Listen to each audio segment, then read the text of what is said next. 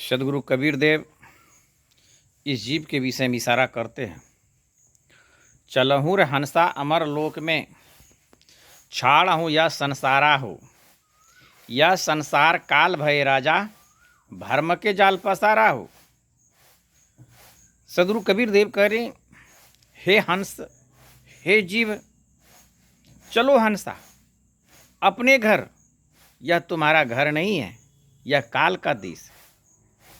यह राज में, इस देश में जिसका जन्म हुआ है उसका मृत्यु है। और इस संसार में बेर बेर जन्म लेना पड़ता है, बेर बेर मृत्यु होता है और बेर बेर भवसागर में पड़ता है।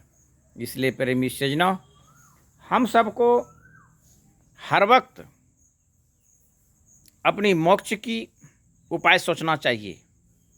और साहेब कबीर इस संसार में जीव को चेताने के लिए ही, जीव को मोक्ष मुक्ति देने के लिए आए। साहेब कबीर की भी बहुत अच्छे से बानी है कि जब तुम जाओ धरो जग देहा, तब तुम करियो शब्द स्नेहा। पुरुष नाम सुमरहूँ सहीदाना, बीरा सार कहो परवाना। दे धरी सद शब्द माई, तब हंसा सतलोके जाई।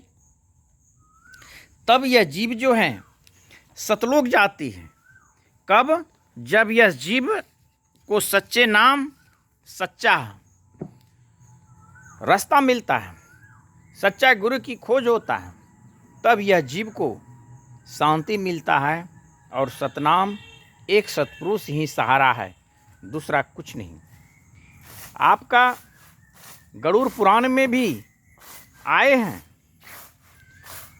इस मृत्युलोक में करोड़ों बार जन्म लेने के बाद एक बार मानव योनि मोक्ष की सीढ़ी है। सत्संग और विवेक यह दो नेत्र हैं। जिसके पास यह दो नेत्र नहीं, वह महामूर्ख है, अंधा है। यह हमारा गरुड़ पुराण इशारा कर रहे हैं। प्रेमी सज्जनों,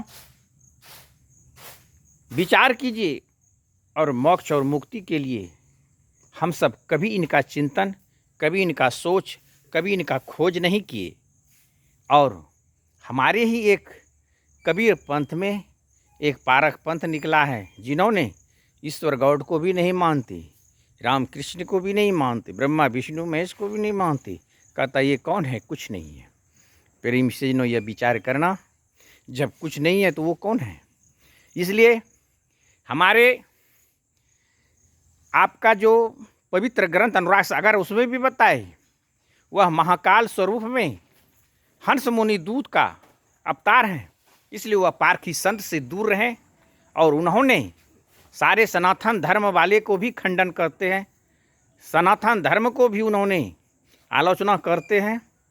इसलिए सनातन धर्म गलत नहीं है। सनातन धर्म के अंदर में जो हिंसावाद होता है वह गलत है। आज ये संसार में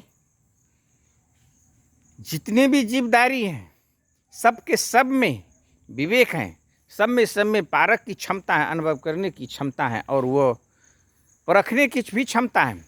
अपने अपने घर, अपने अपने परिवार, अपने अपने दोस्त से मिलने के लिए सब जाते हैं। कोई किसी दूसरे से भटकते नहीं हैं।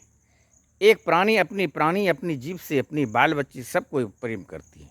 इसलिए प्रेमी सज्जनों, यह कहते हम पारखे क्या परखा, क्या अनुभव किया तुमने?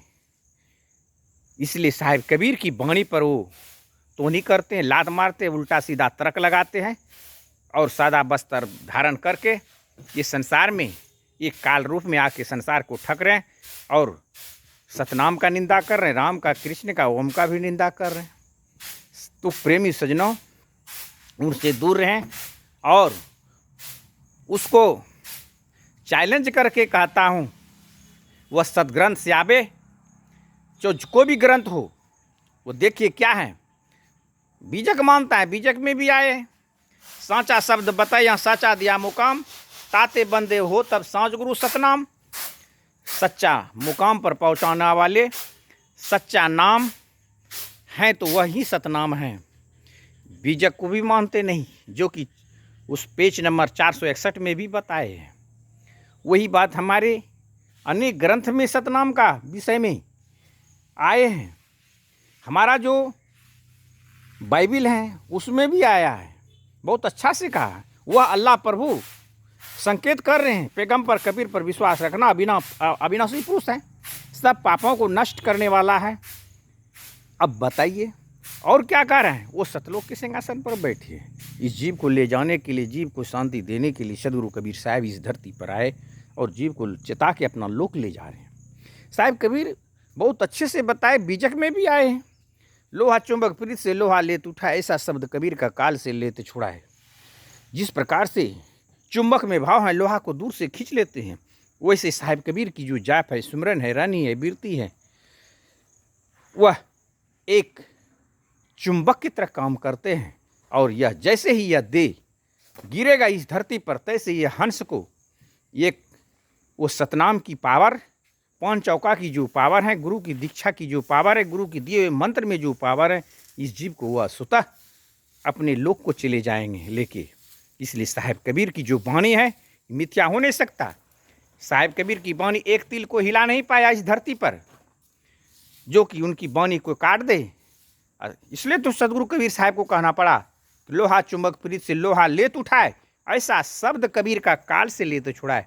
इस काल महाकाल से छुड़ाने के लिए सदगुरु कबीर देव आए। इस जीव में वह उतनी पावर भर दिए जो कि वह सतलोक लेके चले जाते हैं। बहुत अच्छा से बहुत सी ग्रंथ में आए हैं, जो आपका ज्ञान सूर्योदय ग्रंथ है ना, उसमें भी आया है। बहुत अच्छे से सोसा मध्य में तत्व है, लगन तत्व के माही, योगी जन पहचाने नहीं, ज्ञानी जानत नहीं, चित अपना थीर कर नशा नैन, श्वासा पर को दृष्टि तब पावो सुख चैन। कहा तब अर्थात इंगला और पिंगला सुषमना नारी से सूरत को साधते हुए अपना घर चलो, तब सुख चैन। ऐसे नहीं। फिर साहब ने कहा, उनमुनि चढ़े आकाश में, गए गगन छूट, नाम लेत हंसा चले, काल रहे सिरकुट। वह सतनाम को लेके ही यह जीव जाएंगे। बाकी काल महाकाल जो है वह सिर पटकते रह जाएंगे, यह जीव अपना घर चले जाएंगे।